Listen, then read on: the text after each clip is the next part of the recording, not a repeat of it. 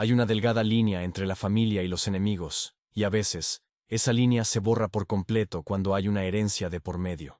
Yo aprendí esa lección de la peor manera posible, pero me aseguré de que mi primo la recordara por el resto de su vida. Para entender cómo llegué a orquestar la caída de mi propio primo, primero hay que entender a mi familia. No éramos el tipo de familia que se reúne en Navidad para cantar villancicos y compartir galletas. Éramos más bien un conjunto de piezas de ajedrez en un tablero invisible, y la partida se había estado jugando mucho antes de que yo naciera.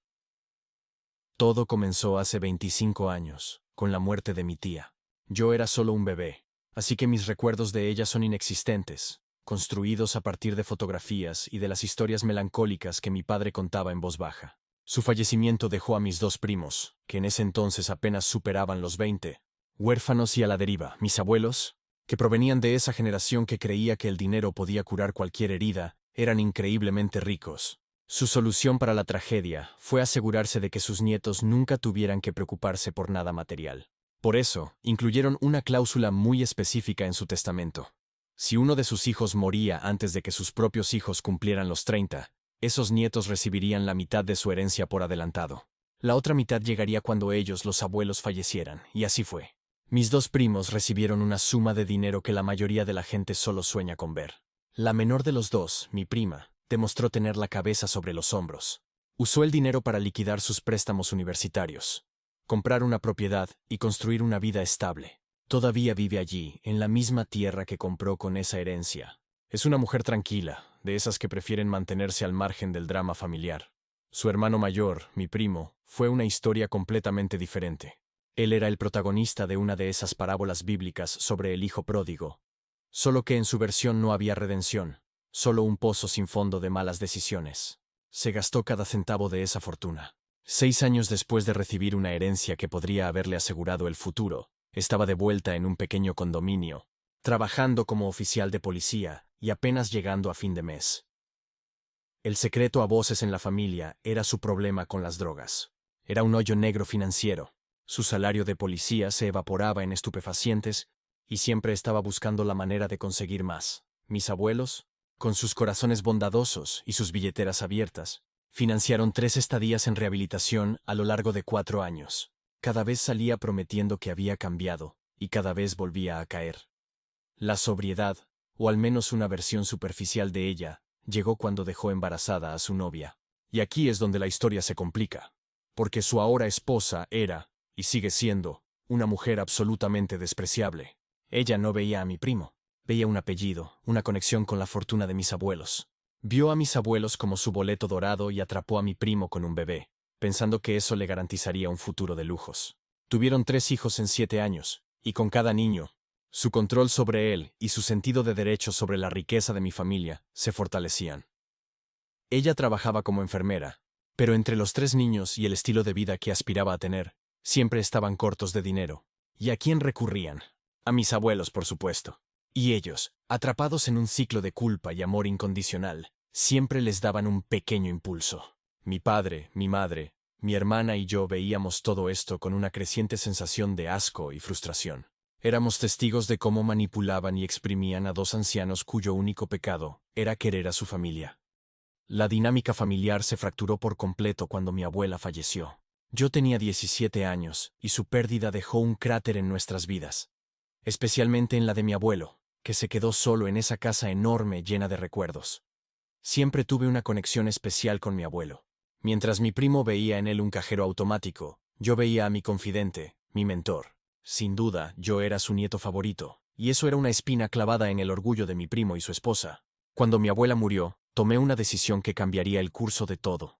Con solo 2 años antes de irme a la universidad, decidí mudarme con mi abuelo. Quería hacerle compañía, ayudarlo con la casa, asegurarme de que no se sintiera solo. Mi primo y su esposa odiaron esa idea con cada fibra de su ser. Para ellos, mi presencia era un obstáculo. Yo era el guardián de la fortaleza que ellos querían saquear. Y así comenzó su campaña de acoso.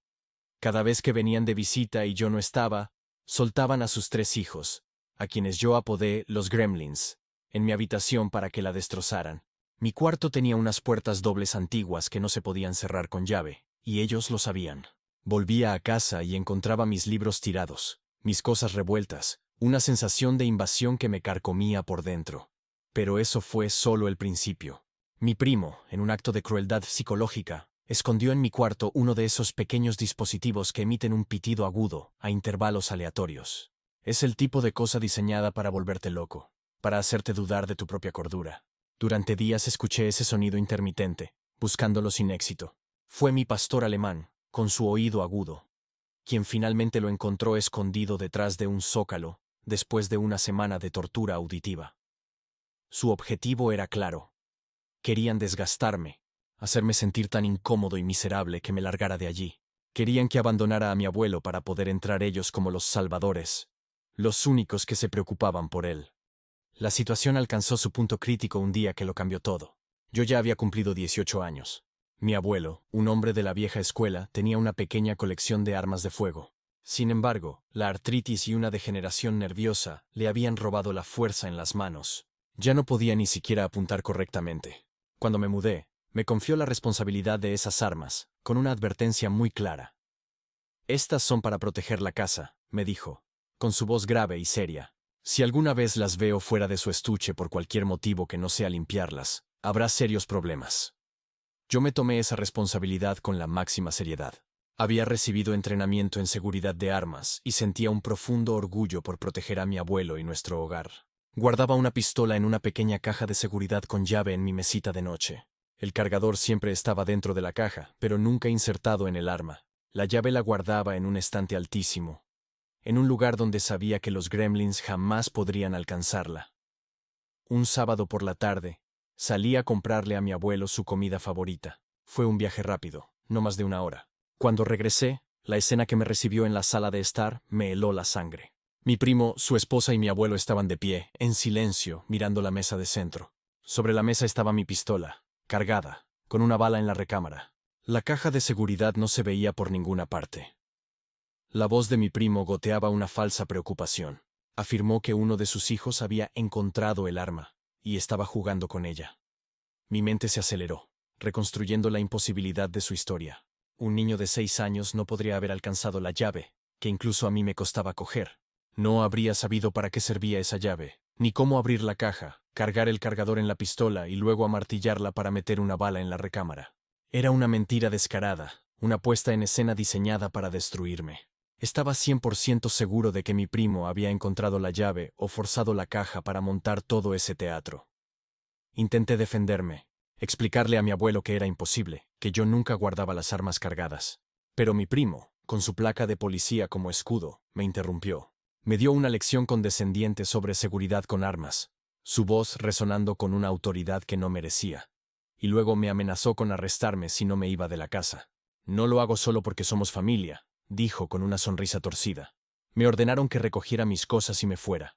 En ese momento, bajo la mirada decepcionada de mi abuelo, sentí que el mundo se derrumbaba. Mi primo había ganado, o eso creía él. Al día siguiente, volví para hablar con mi abuelo.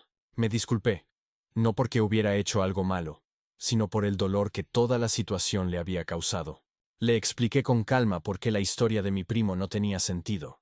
Él me escuchó y para mi alivio me dijo que me creía. «Estoy de acuerdo contigo», admitió. «Pero creo que lo mejor es que te mudes por un tiempo, hasta que las aguas se calmen». Me prometió que, en cuanto todo se tranquilizara, sería bienvenido de nuevo, pero las aguas nunca se calmaron. La semilla de la duda que mi primo había plantado había dañado nuestra relación. Había una tensión entre nosotros, una desconfianza que antes no existía.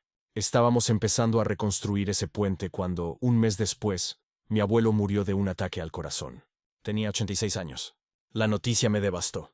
No solo había perdido a mi abuelo, sino que sentía que lo había perdido 2 veces. Una por la muerte y otra por la mentira de mi primo. Nunca tuve la oportunidad de limpiar mi nombre por completo. Hasta el día de hoy, me atormenta no saber qué clase de hombre pensaba él que yo era en sus últimos días.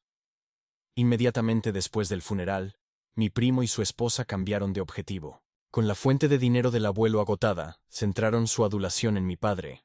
Era asqueroso verlos, ofreciendo falsas condolencias mientras sus ojos brillaban con la expectativa de la herencia. Pero yo no iba a permitir que se salieran con la suya. No esta vez. La lectura del testamento fue un asunto privado. El abogado de mi abuelo nos reunió solo a mis padres, mi hermana y a mí en nuestra casa. Nos informó que mis primos serían notificados de su parte por separado, siguiendo los deseos explícitos de mis abuelos. Mi padre, como único hijo sobreviviente, heredaría todas las propiedades físicas, a excepción de algunos objetos personales que mi abuelo me había dejado a mí. Y entonces, el abogado leyó la línea que se convirtió en el arma de mi venganza. Si alguien intenta reclamar alguna parte de la herencia que no le ha sido asignada, perderá todos los bienes que debía recibir, los cuales se dividirán equitativamente entre los demás miembros de la familia. Era la forma elegante de mis abuelos de decir, la avaricia será castigada. En ese instante, el plan se formó en mi mente, claro como el agua. Sabía exactamente cómo iba a usar la propia codicia de mi primo para destruirlo. Llamé a mi primo unos días después. Mi voz era una mezcla cuidadosamente elaborada de tristeza y resignación. Le dije que, según el testamento, la enorme y valiosísima colección de joyas de mi abuela iba a ser donada en su totalidad a una subasta benéfica. Planté la semilla, una colección tan grande.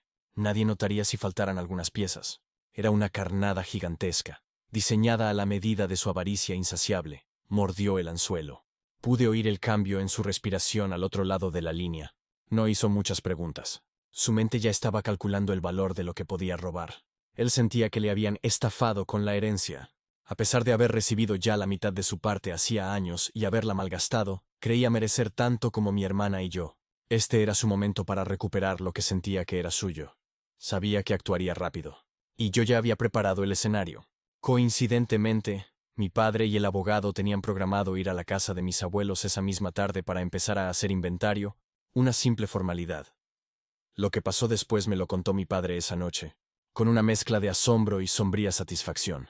Él y el abogado llegaron a la casa y encontraron a mi primo en plena faena. En la encimera de la cocina había 3 cajas de zapatos llenas hasta el borde con las joyas de mi abuela. Collares de perlas, anillos de diamantes, broches de zafiros, todo apilado, listo para ser cargado en su coche. Justo cuando mi padre y el abogado se preguntaban qué estaba pasando, mi primo salió del dormitorio principal con una 4ª caja en las manos.